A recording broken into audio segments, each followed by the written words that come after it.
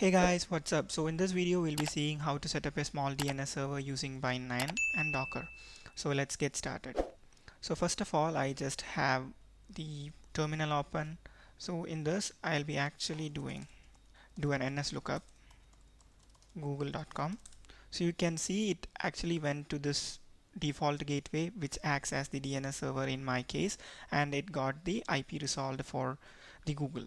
So now actually I will do an NS lookup for a domain that actually doesn't exist.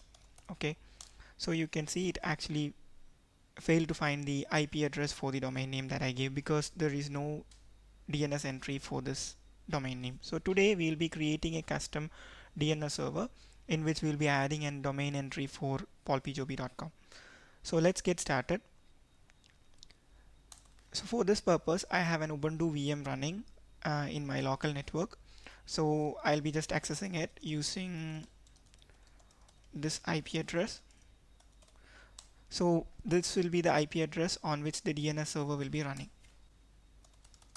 So I actually created the configuration files required for the Docker in a folder called bind9 DNS Docker. So you can see these are the contents of the folder, and I will be explaining each file one by one before we begin. So first and foremost step is we need Bind9. So I'll be using the Bind9 Docker for this tutorial. So let's go to Docker Hub and actually we'll search for this Bind9 image. So you can see you will get this Docker image ubuntu/bind9. You can use this command, copy this command, and then come here and do a command v, press enter. I forgot to give sudo. So it will be pulling the latest image. In my case it's already pulled. In your case it may take some time to pull the image completely from the Docker Hub. So now I'll actually walk you through these 4 configuration files which is required. As said, we were planning to create the DNS entry for this particular domain, that is paulpjoby.com. So we actually need 2 types of SON files. That is actually the forward SON file, which is responsible for translating the domain name into the IP address. That is actually, it will help you to resolve the IP address of this particular domain. That is actually, I'm just giving the IP address as 192.168.1.100 in this case. So when you give the domain name, it will actually translate back it to IPv4 and IPv6 address. Now also you need a reverse SON file which will help you to translate the IP address in a particular namespace into its fully qualified domain name. It's like a reverse resolution. That is, if you give the IP address, it will give you back the fully qualified domain name. I will actually walk you through the contents. First 2 files is actually named.conf.local and named.conf.options. So cat named.conf.options. This is actually the default file that actually comes with the Bind9, and only you have to modify is this part. So these are actually the forwarders which you should actually uncomment, and the default configuration might be commented out. So I have actually uncommented those and actually added 2 entries, that is 8.8.8 and 9.9.9, which are 2 well-known DNS servers. So in case when a request comes to our DNS server and it is not able to resolve it, or if it doesn't know the values for those, it will be actually forwarding the DNS request to these name servers. So in our case it will be just 8.8.8 and 9.9.9. It's just a fallback kind of thing, because in our DNS server we are only focusing on the capability to resolve paulpjoby.com or whichever domain you want. Okay, now the next file is named.conf.local, in which we'll be actually specifying the domain name and also the reverse domain SON file. So you can see the contents. Actually you can pause it and note it down, or actually I'll paste the contents of these files in the description of this video so that you can easily copy and paste it and change the domain name accordingly. Now the important thing is actually you will be adding this on here. Whenever a request comes for paulpjoby.com, it's related DNS records. So DNS will be having multiple records like CNAME record, and then there will be a record which will be specifying the IPv4 address, and also there will be other records related to the domain name, that is paulpjoby.com. which is specified in this file, that is actually the forward.paulpjoby.com. You don't have to name this file as such. You can keep the name of the file whatever you want, just give the full name or the absolute path of the file here. And now we need to provide the reverse DNS zone files, that is actually will provide some records like PTR, etc. PTR record actually helps you to translate back the IP address to the fully qualified domain name. So those details are actually kept inside this file. Like said, you can give any name, but it's a convention to give this name, which is easy for understanding and identifying.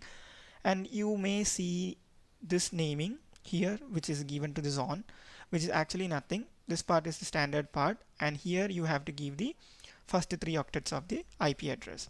And in this particular file, I'll actually show the contents of that reverse.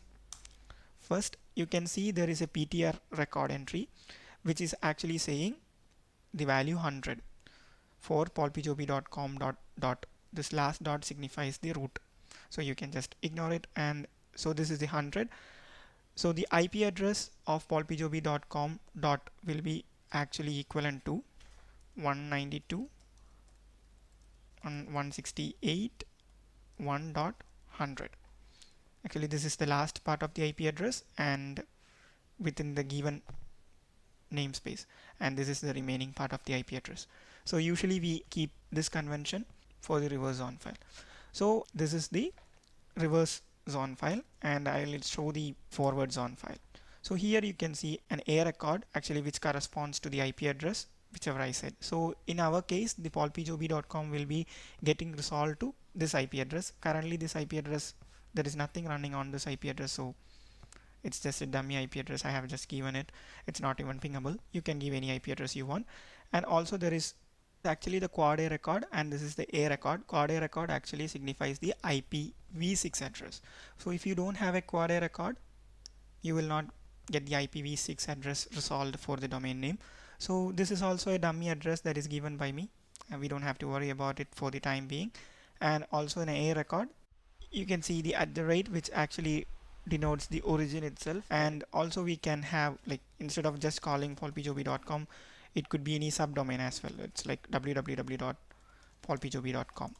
So it can be any subdomain, like you can give subdomain, and you can add one more entry here, subdomain space in space A record, and then you can add the IP address for that.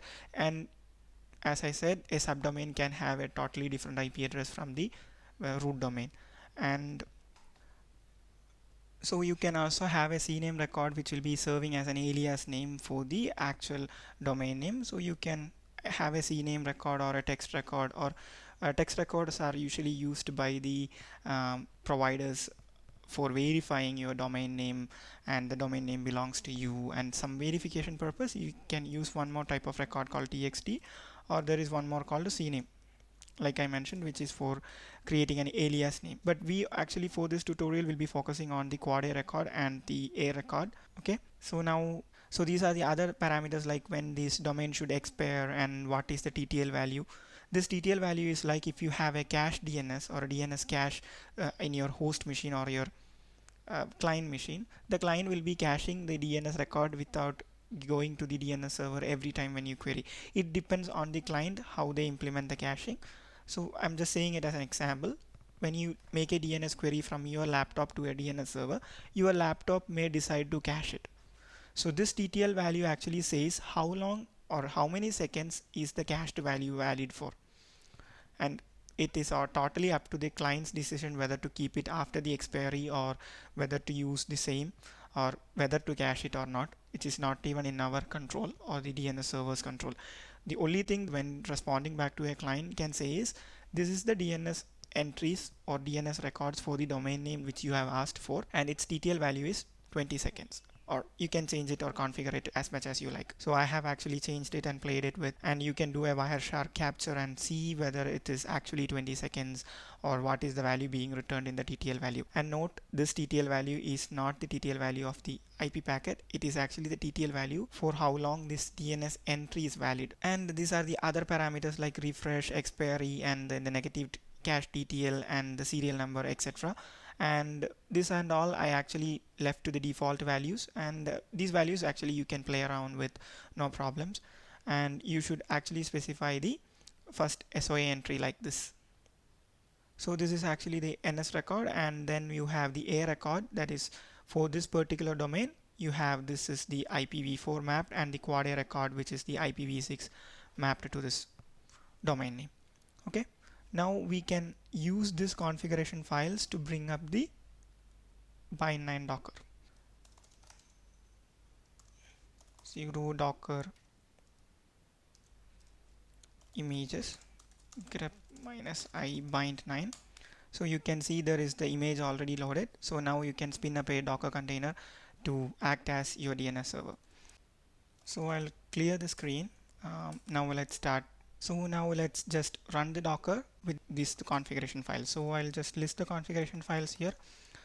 So you can start the Docker container by using this command sudo docker and then run --name. You can give any name you want. I will give bind9 DNS server for this purpose, and then you should actually specify --rm, which is optional. This actually makes sure when you stop the Docker container either by using Control-C when you are in an interactive terminal mode, or if you use docker stop command, it will actually delete the Docker container. So for cleaning the stuff, we am just using --rm and -it for interactive terminal. And now we need to mount the specific file. So we should give the absolute path. So this is actually bind9 forward, which should be mount to /etc/bind/forward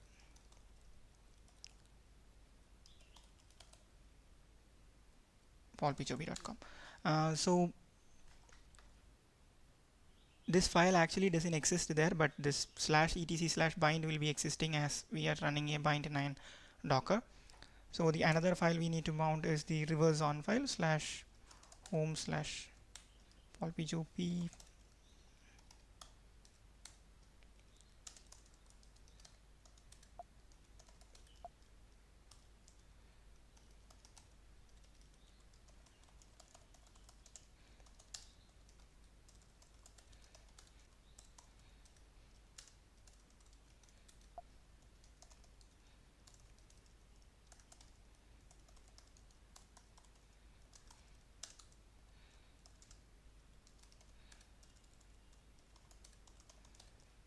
And the last conf file actually named.conf.options, which should be mounted to the same /etc bind/named.conf.options. Okay, and for the time being we only have this 4 config files. You can add as many zone files as much as required and make the entries as required. Now all you need to specify is the image name, that is nothing, ubuntu/bind9. Hopefully there is no typos. Let's press enter.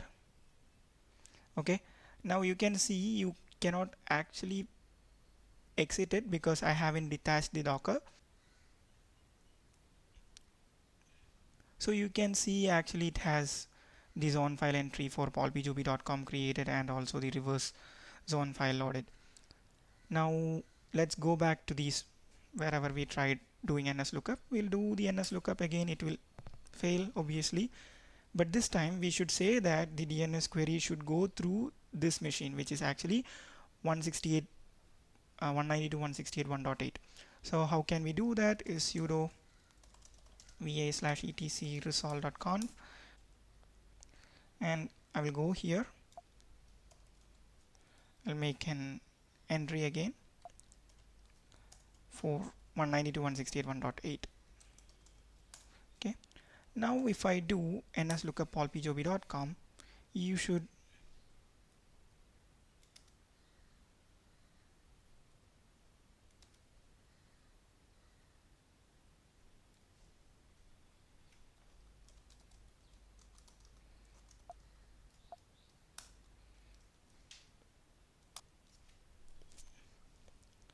okay. So here you can notice it is still not resolving even after giving this name. I actually found the error. This is because nothing, we haven't exposed this port of this Docker. So I'll do a control C to kill it. Okay, and just in this command we actually need to specify --net host. That is, actually we are going to share the network of the host machine with the Docker instead of just exposing one single port.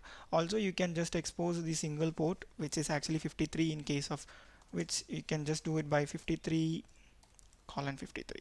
That is, the 53 port of the host machine is actually exposed to the 53rd port of the Docker. For the simplicity's sake, I'm just keeping it --net host. So the Docker is having the entire network as the host machine. Now I'll run this Docker again, and you can see the zone files are loaded because we actually mounted those files. Now I should be able to do an NS lookup, and you can see it got actually resolved to this one, 192.168.1.100, which was not getting resolved in our previous case. So I'll just edit back this file to have the name server entry 1 and WQ, and then if you do NS lookup, yeah, you are seeing that it is getting resolved through our custom DNS server. Also, you can just see by commenting this out, and now we can go for a domain that actually exists, that is like google.com. You can see the DNS query actually went through 192.168.1.8, which is our DNS server for google.com. And like I said, we did not have an entry for google.com, but we had actually specified the forwarders, so it will actually go through a standard DNS like 8.8.8 or 9.9.9 and get you back the results and give it to the client who is querying the DNS server. So currently this Docker is running on the foreground. We can actually make it detached by exiting and then running the same command with an additional argument of -d, which actually will detach it so that it will run in background. Docker ps. You can see there is one DNS server Docker running here. Let's go here and just do one more time ns lookup. Yeah, it's working fine. It's working fine. And make sure you remove this entry after your experiment and put back the default entries, otherwise you will actually face trouble getting the DNS names resolved. So hope you guys enjoyed the video. Thanks for watching. Don't forget to like and subscribe. Thank you.